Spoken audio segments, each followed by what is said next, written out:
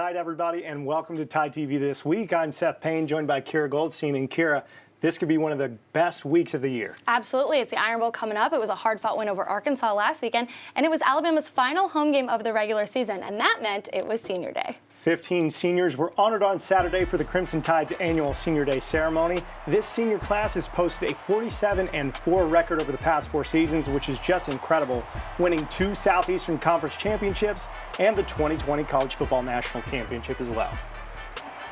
Honoring the seniors was a great way to kick off the final home game of the regular season for the Crimson Tide. And wow, what a win it was, Seth. It was an exciting game. There were some big-time records broken and a lot of exciting plays. Let's take an all-access look at the highlights from the Tide's final game in Bryant-Denny for the 2021 season.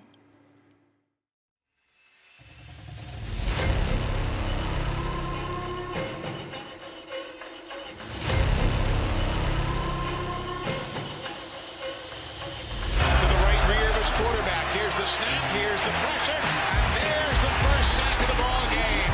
Will Anderson. Jefferson, he'll then go in motion. Jefferson muffs the snap. Alabama says they've got it, and they do.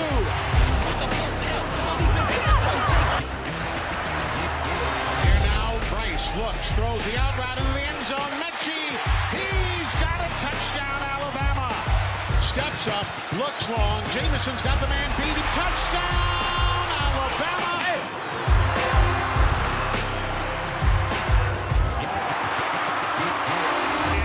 I don't think they're going to get him. Touchdown, Alabama. 32 yards. Sure, and it's going to pay off. Anders Jefferson is looking at the grass.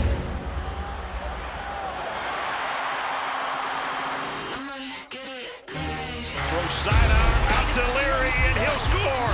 Touchdown, Alabama. There's the give. Raheem is taken down. Neal picks up the blitz. Long throw. Jameson Williams. Touchdown, Alabama. The kid really like that.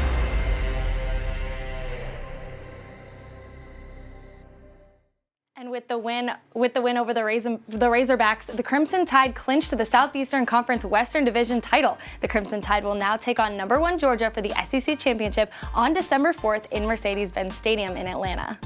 Quarterback Bryce Young set the record for most passing yards in a single game in Alabama history with 559. The previous high was 484 by Scott Hunter back in 1969. Young also threw a career-tying 5 touchdown passes, and for his performance, Young was named the SEC Offensive Player of the Week.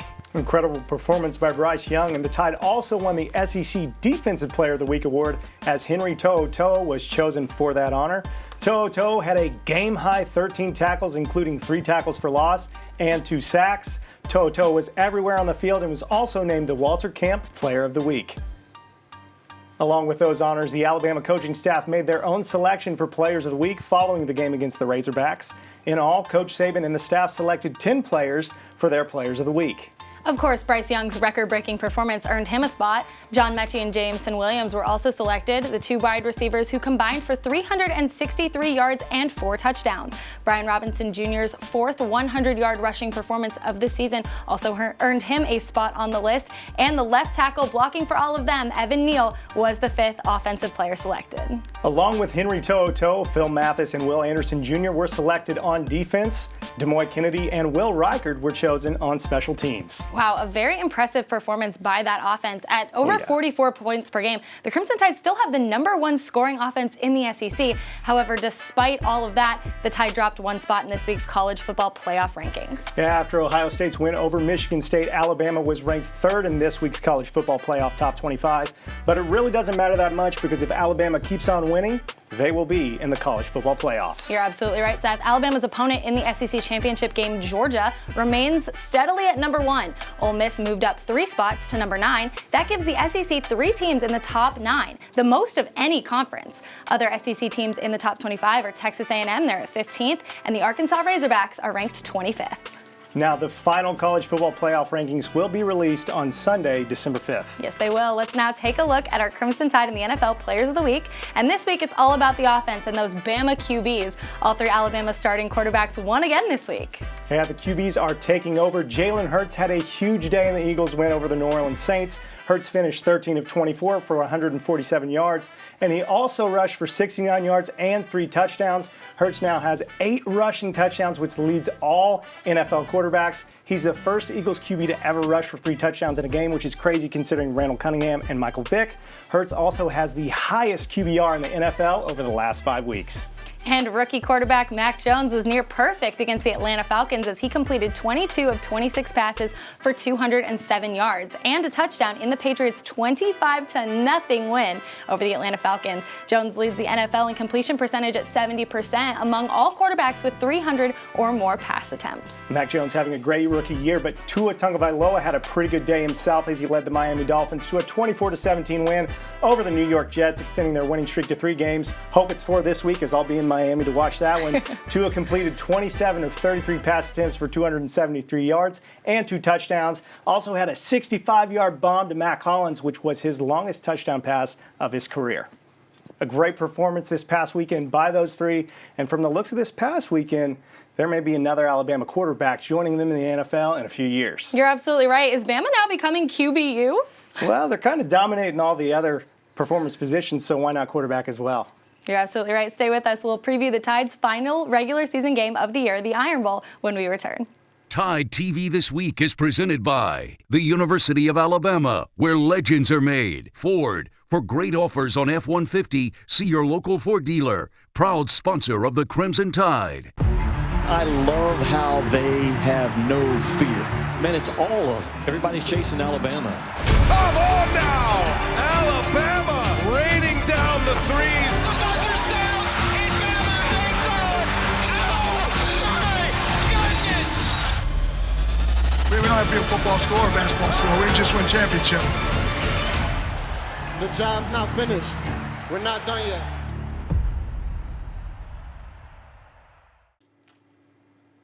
Welcome back to Tide TV This Week. Alabama had their final home game of the season this past weekend as the Tide defeated the Arkansas Razorbacks 42-35 in Bryant-Denny Stadium. This week, Alabama closes out the regular season on the road as third-ranked Alabama takes on unranked Auburn in the Iron Bowl. For a preview of the best rivalry in college football, our Christopher England joins us now. Christopher?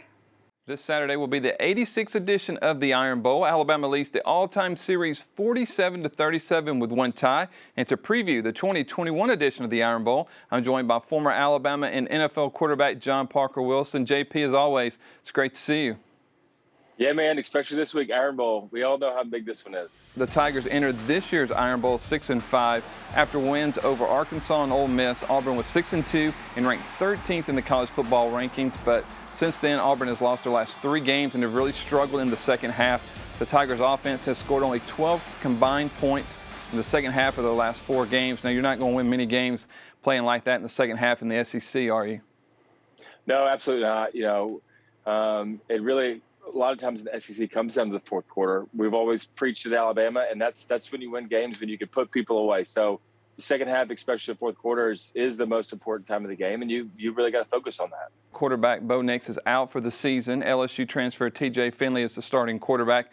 After Nix was benched as Auburn was losing to Georgia State late in the fourth quarter in Week 4, Finley led the comeback with a go-ahead touchdown. In Auburn's 21-17 loss to South Carolina last week, Finley was 17 of 32 for 188 yards and a touchdown. Alabama has faced Finley before last season in Alabama's 55-17 win over LSU. The Crimson Tide sacked Finley 3 times as he was 14 of 28 for 144 yards and a touchdown. How does Finley change this Auburn offense with him now being at quarterback? Well, I think he's going to have to rely on more of the people around him. You know, he's got 3 wide receivers right now that have all got about equal catches, and a tight end also right in the mix. Obviously, really good running back in Bigsby. So not as mobile as Bo Nix. You're not going to see him have some of these scramble plays in the backfield that Bo Nix have had so many highlights of. So more pocket passer, you know, your typical NFL pro-style drive-back passer. But he's had some experience against Alabama, so it's not new to him. And then I think that win, come back against Georgia State, don't care who the opponent is, you can win in the fourth quarter like that. You've got some confidence. And then here Auburn in their last game with first-year head coach Brian Harsin, you kind of pull out all the stops and try to beat your in-state rival. Now, the Auburn defense is just behind Alabama, the SEC, in scoring defense, only just over 22 points per game, but the Tigers were lit up by Will Rogers and Mississippi State, scoring 33 points in the second half. For the Tide, Bryce Young and the Alabama offense, they seem to be clicking on all cylinders. Young broke the single-game passing record at Alabama last week with 559 yards. Brian Robinson rushed for 122 yards. Auburn is going to need to slow down the Alabama offense to have a chance. Do you think they can do it?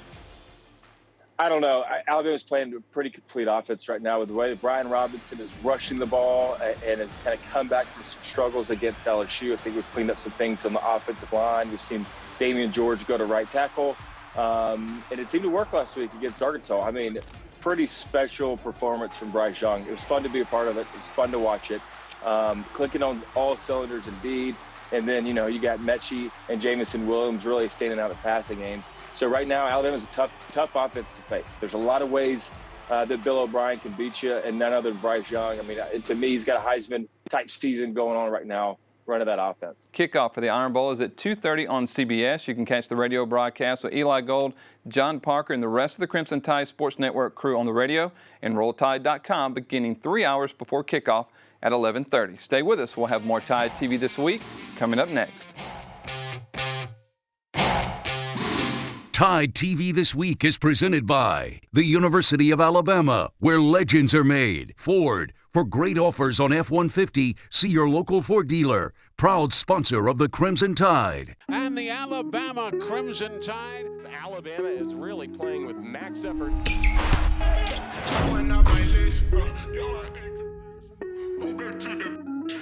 can't shoot no brick. 9:30 in the morning.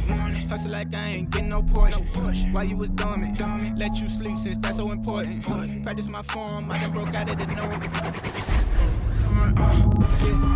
Hannah Barber. To the bench. Taylor shot.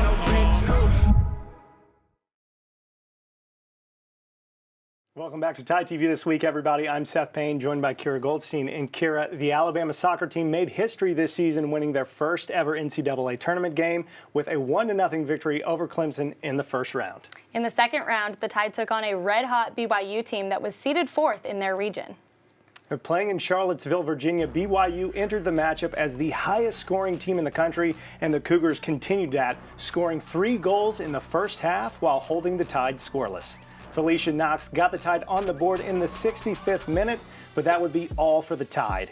BYU added another goal in the 73rd minute to defeat the Tide in the second round of the NCAA tournament, 4-1.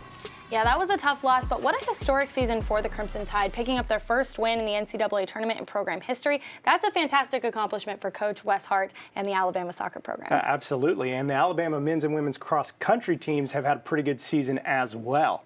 After winning the men's and women's individual titles at the SEC Championships, Mercy Chilengat finished second overall at the NCAA Championships this past Saturday in Tallahassee, Florida, giving her the program's top 2 finishes at the National Championships after winning last year's NCAA title. Chilengat's second-place finish helped the women's team finish 15th overall, while the men finished 27th. It was just the second time in program history that both the men and women raced at the NCAA Championships in the same season. In addition to their NCAA Championship appearance, the Crimson Tide earned a trio of awards from the SEC. Elliot Kipsang was named the SEC Male Runner of the Year. Kipsang won the 2021 SEC Men's title and was named All-SEC and NCAA All-South Region. Vincent Kieprop was named the SEC Men's Freshman of the Year, and like Kipsang, Kieprop was named to the All-SEC and NCAA All-South Region teams. And in addition to her second-place finish at the NCAA Championships, junior Mercy Chilengat earned a couple of honors from the Southeastern Conference. Chilengat was named the SEC Women's Runner of the Year and the Women's Scholar Athlete of the Year, in addition to being named the South Region Athlete of the Year. Whew. If that wasn't enough, Chilengat and teammate Flamina Ascol were named cross-country All-Americans. That is so impressive. What a year for them. An incredible year. And the Alabama cross-country program, it's a championship school here, and they just keep winning championships. Yes, they do. Roll Tide, Seth. And when we return, we'll take a closer look at the defending SEC champion Alabama men's basketball team. That and so much more coming up next on Tide TV This Week. Come on now! Alabama raining down the threes. The buzzer sounds. It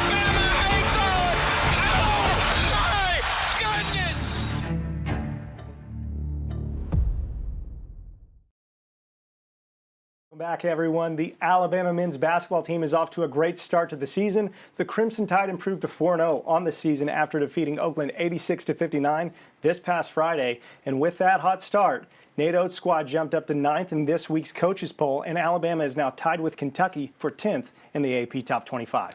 And a fun fact for you, Seth, there are actually only 2 schools in the nation ranked in the AP Top 10 in both football and men's basketball, and those schools are Baylor and Alabama. I think that's pretty impressive. Oh, that's definitely impressive. And if you follow Alabama men's basketball on social media, you're probably familiar with the feature series Max Effort. Well, it's back for another season, and the first episode is a good one. It follows Javon Quinterly's path from being ruled ineligible to play his first season with Alabama to now winning the SEC tournament MVP. Let's go all access with the Alabama men's basketball team with Max Effort. You know, coming out of high school, McDonald's All-American, you know, being at the top.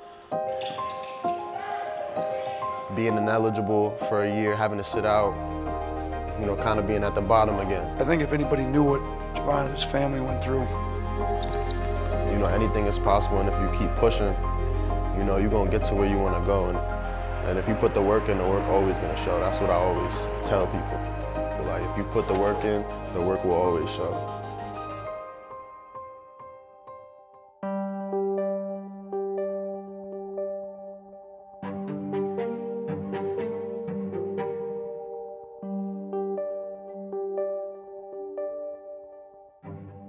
Coach Oates just brought me into the office, told me, you know, that I was gonna be ineligible, and you know, I took it hard. You know, I wanted to play. You know, at my previous school, you know, I didn't play a lot, so you know, I was just very pumped up to come here. Had practice all summer with the team.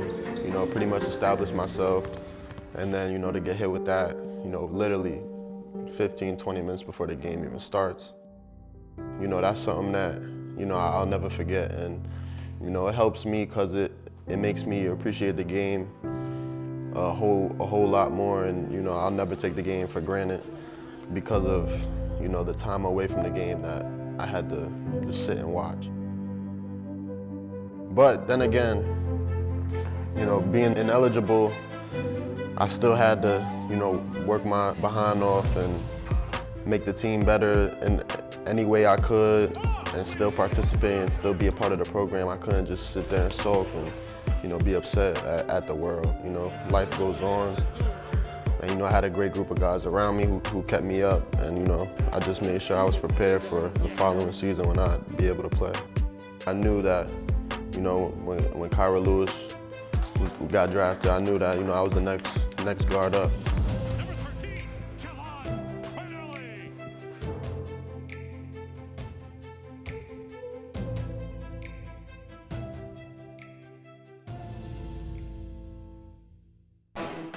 Just being out there, just, you know, being able to play freely, you know, you got a coaching staff and teammates behind you, trusting you, motivating you. So it was definitely good getting back on the court again.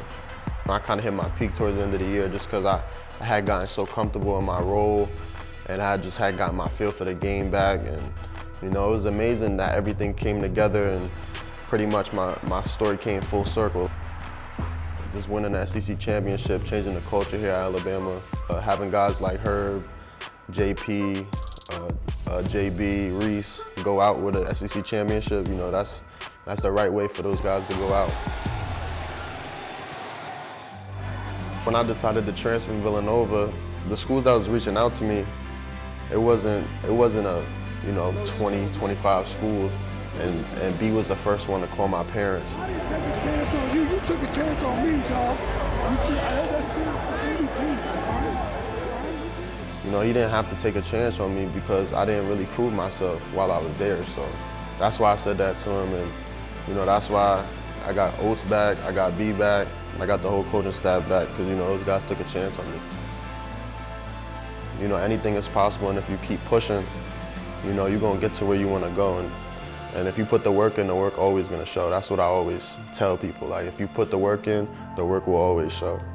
With that journey, several different schools, you end up here with this group of brothers. The job's not finished. We're not done yet. Congratulations.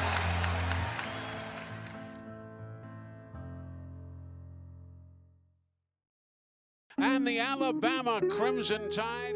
Alabama is really playing with max effort. I